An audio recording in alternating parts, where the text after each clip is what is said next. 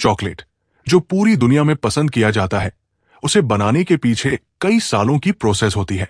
Cocoa की खेती tropical regions में ही होती है, जहां पर अधिक बारिश और ह्यूमिड क्लाइमेट होता है। कोको के पेड़ों की फार्मिंग और कोको बीन्स के फर्मेंटेशन से लेकर उसका फैक्ट्री में चॉकलेट बनने की प्रक्रिया और ऑर्गेनिक कोको पाउडर के क्या बेनिफिट्स हैं, इस वीडियो में समझते हैं। Cocoa anti inflammatory antioxidants flavanol से भरा हुआ होता है। फ्लेवनॉल्स आपके बॉडी को कार्डियोवैस्कुलर डिजीज से प्रोटेक्ट करते हैं और ब्लड सर्कुलेशन बढ़ाते हैं। एंटीऑक्सीडेंट्स, जिन्हें पॉलीफेनॉल्स कहते हैं, जो कोको में पाए जाते हैं, वो बैड कोलेस्ट्रॉल को कम करते हैं और आर्टरीज को कठोर होने से रोकते हैं, जिसे एथेरोस्क्लेरोसिस भी कहते हैं। कोको एक हेल्दीएस्ट तरीका है बॉडी को एनर्जाइज्ड रखने का।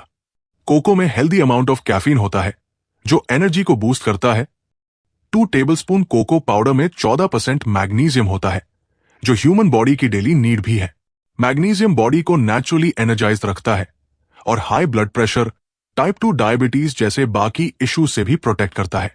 कोको में मौजूद पॉलीफेनॉल्स मेटाबॉलिज्म को बढ़ाते हैं, जिससे वेट लॉस होता है।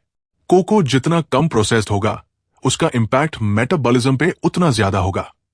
इन बेनिफिट्स के साथ ही गट हेल्थ, टीथ प्रोटेक्शन जैसे और भी बेनिफिट्स ऑर्गेनिक कोको पाउडर से मिलते हैं। कोको की फार्मिंग कैसे होती है? कोको के पौधों को तेज हवा और सन से प्रोटेक्ट करना पड़ता है। पौधों को लगाने के बाद 4 से 5 सालों में कोको के पेड़ पर फल लगते हैं, जिन्हें पॉड्स कहते हैं। इन पेड़ों पर अगले 30 सालों तक फल आते हैं।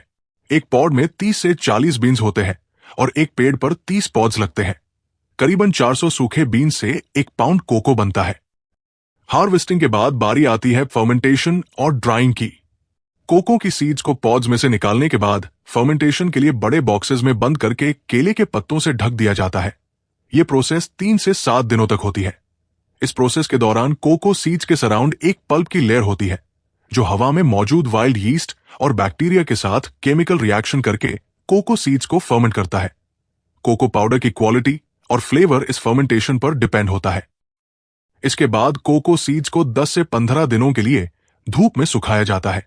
ड्राइड सीड्स को बोरियों में पैक करके फार्मर्स इन बोरियों को बाइंग स्टेशन पर बेच देते हैं। आगे ये बोरियां एक्सपोर्टिंग कंपनी को ट्रांसपोर्ट की जाती है, जहां पर बोरियों का इंस्पेक्शन होता है, जहां से फिर बोरियों को मैन्युफैक्चरर तक पहुंचाया जाता है, जहां पर चॉकलेट बनता है।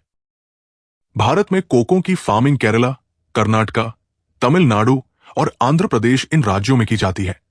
यहां पर कोको के पौधों को सेपरेट प्लॉट्स पर न लगाकर नारियल या ताड़ के पेड़ों के प्लॉट्स में ही लगाया जाता है, जिससे फार्मर्स को डबल प्रॉफिट मिल सके।